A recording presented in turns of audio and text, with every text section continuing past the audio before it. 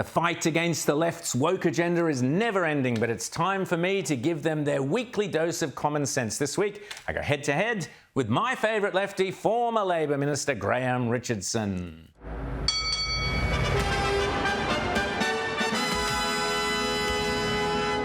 So, Richo, great to see you as always. This morning, as was reported here on Sky News, Albo was being booed at some presentation or somewhere other he was. Albo's on the nose. He's not going to win the next election, Richo. There's no way.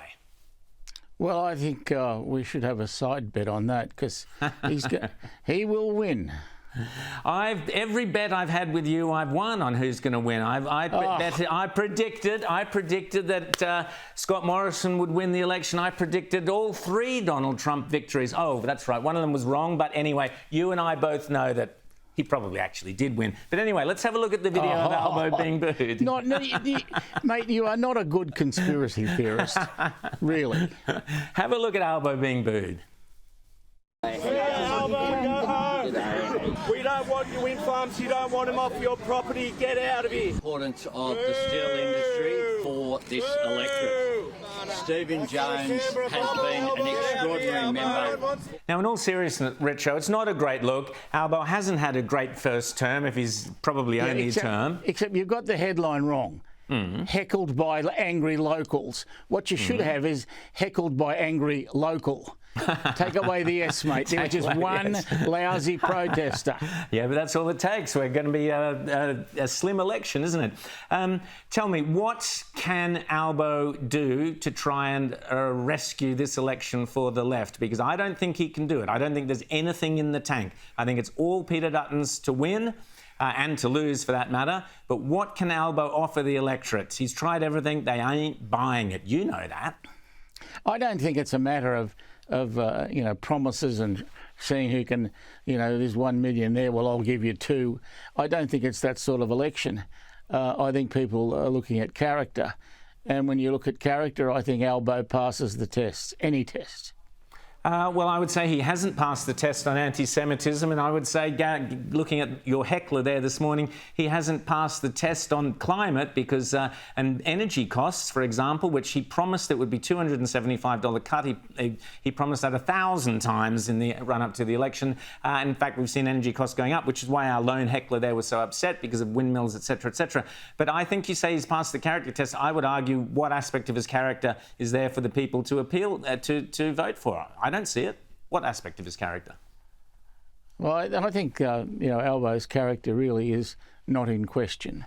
I think Albo, he's about everything you really need in a prime minister. I think this bloke's cut the mustard and cut it pretty well. Okay, well, no specifics there, Richo, but that's fair enough. Listen, I want to ask you about the ABC. This is something that I've been saying for a long time, why isn't the ABC just stuck onto a subscription model so people who want it can pay for it? We now learn that the ABC costs more than Netflix, and 40% of Australians never even use it. So the ABC actually costs each Australian household more than the price of a Netflix subscription, but 4 in 10 Australians never watch it, never listen to it, never read anything it does. I mean, this is an insane waste of money, isn't it? Well, you can argue that, but I also think when it comes to the bush, there's an awful lot of people out there who need I agree with ABC. that, and no question there, but that's the bush. We're talking about a tiny, small amount, but I agree with you about the bush. But the inner cities, why on earth aren't we having subscription to the ABC in inner cities?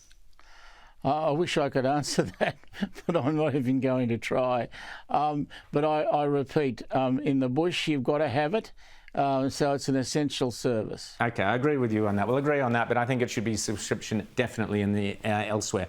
And that brings us on to Doge. What we're seeing, Richo, in America is the ripping off of the scab of all that spending that governments, that trough of money.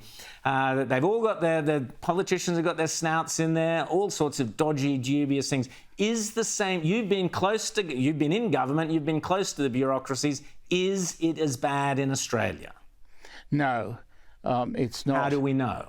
Well, I can only go from personal observation, and I'd say it's not. Look, we have a terrific public service here. I worked with many public servants. I admired some of them tremendously. They serve Australia. They serve it. You can't say selflessly because they get paid, but gee, a lot of them would earn a lot more money in private industry if they left. Well, maybe, but they earn a lot more money than private industry. I think you'd find that they wouldn't earn much more. Hard to beat a public servant's salary. The senior heads of our bureaucracies are all in the $1 million salaries and so on. I think Doge here would find an awful lot, and I think Jacinta Price will be doing that in the next government. Graham Richardson, great to chat to you as always. Thanks, Richo. Good on you. Thanks, mate. Thanks.